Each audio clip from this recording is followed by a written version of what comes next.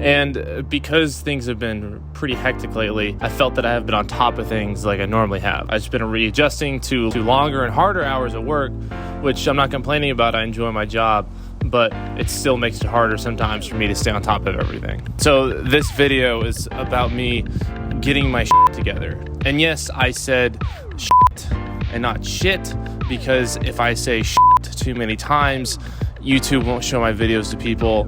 And if YouTube doesn't show my videos to people, what is this all for then? Now I'm going to show you how personally I get my shit together when I feel like I've fallen off the horse a little bit.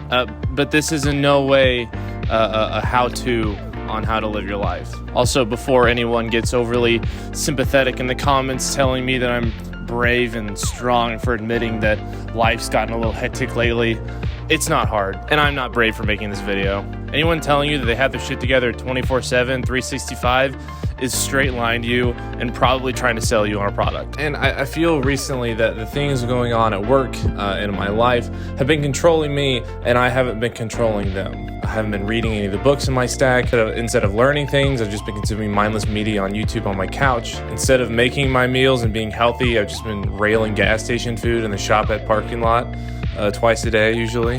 My workouts, I felt like I've just been going through the motions, and I haven't made any progress in probably about a month. And when I get home, I don't want to do any of the things I know I should be doing.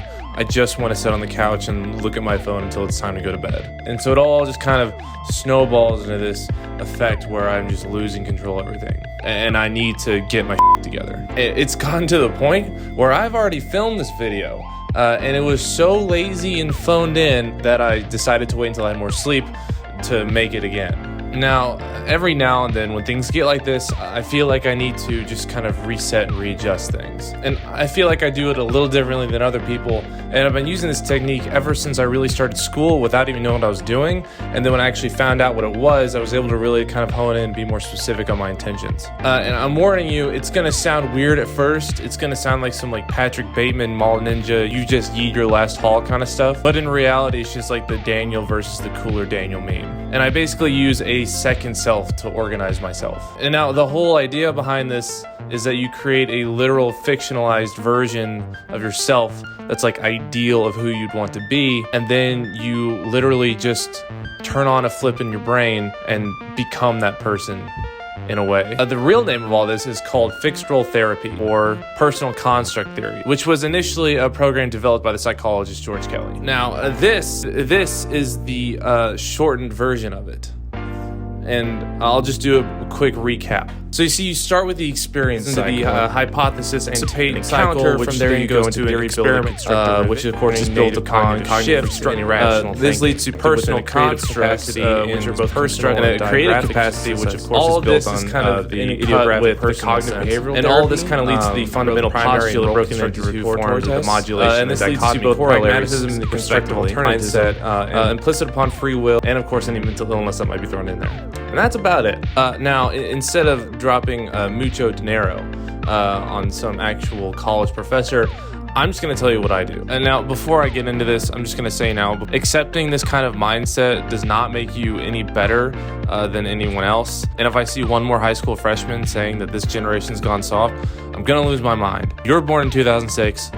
Please calm down. But this whole thing kind of starts with not necessarily a sense of self-hatred, but a good sense of self-criticism. I've never really bought into the whole, self-love, love yourself as you are, accept yourself as you are on things that you can easily change. So like if I was like really out of shape and just ate like crap, I wouldn't decide to just love the version of myself that ate a ton of crap and then never worked out ever and was super lazy. Because if anything, it's insulting to assume that I can't do any better than that. Just being open, I'm very self-critical, but I think in a healthy sense. I know what I'm capable of and I know where I'm at, and I want to get to that end point. I've never been into the whole like treat yourself, self-love kind of stuff. My version of self-care and treat yourself is like another 20 minutes at the gym, or maybe a nap if I really need it because my body needs it. I don't drink if I'm stressed out, and I don't treat myself with food at the end of a hard work week. Kelly actually calls these things self-suppressive escapism, basically where you're just repressing the reality of the things going on around you with things that feel good or temporarily good, but in the long run even put you deeper in the hole than you were to begin with. So to start, I literally wrote out who I want to be and who this ideal version of myself is. You know, what he does when he gets tired or when things get hard, what he does in the morning before he goes to work, that kind of stuff. And Kelly suggests making this as in-depth and as realistic as possible. Both because it kind of grounds you into the person you're trying to become, but also it prevents you being in the trap of not actually falling into what you want to do, especially when things go poorly. So it's all good and well to say, oh, I'm going to wake up at 4 a.m., take an ice bath, and then go for a 400-mile run before the sun even rises. But then the second you wake up and you're tired, you don't actually do anything. You don't actually know how the person you're trying to become handles waking up and being really tired and not wanting to do the things you set out for him to do. And this is another aspect, is that it has to come from you. You're not just entirely basing things off of someone else you might think, like David Goggins or, I don't know, Clifford the Big Red Dog, because you don't actually know how those people react in certain situations. You might think you do because you follow him on Instagram and you look at the stuff that's super motivating, or you know all the Clifford the Big Red Dog lore by heart.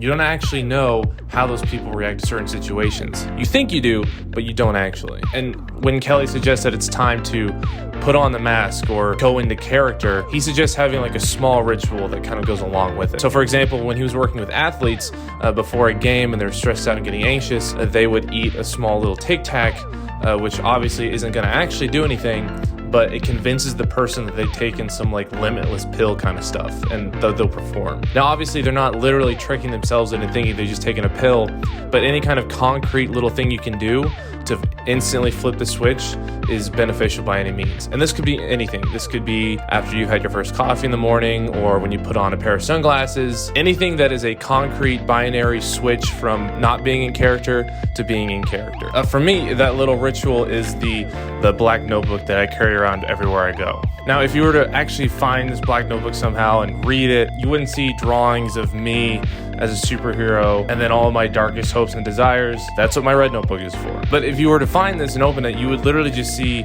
my workouts, the list of things I need to do during the day, and then random notes from meetings that I've had. And that's because I always write down my workouts and then like what I need to do in a day the day before. And that's on purpose, because typically the day before you're a lot more ambitious on what you think you can actually accomplish in a single day. I am no exception to that. But that's why I keep this notebook on me all the time, because I have to trust the mindset that the person was in when he was writing the goals to become a better person, rather than the mindset of the person who's sitting in my car super tired and doesn't want to do anything.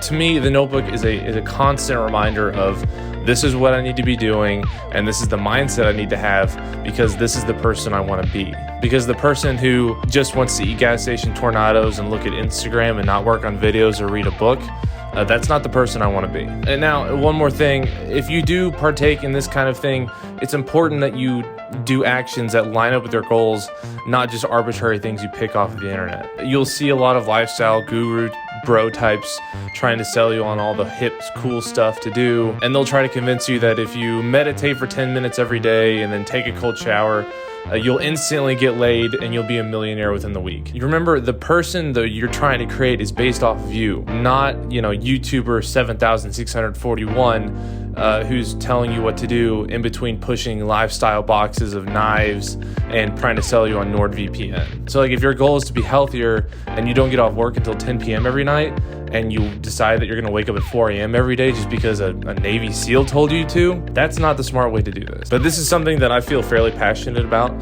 So if you guys want to know kind of how I do things, I would love to have a discussion about it in the comments. And on that note, I'm going to go do more things to help me get my shit together.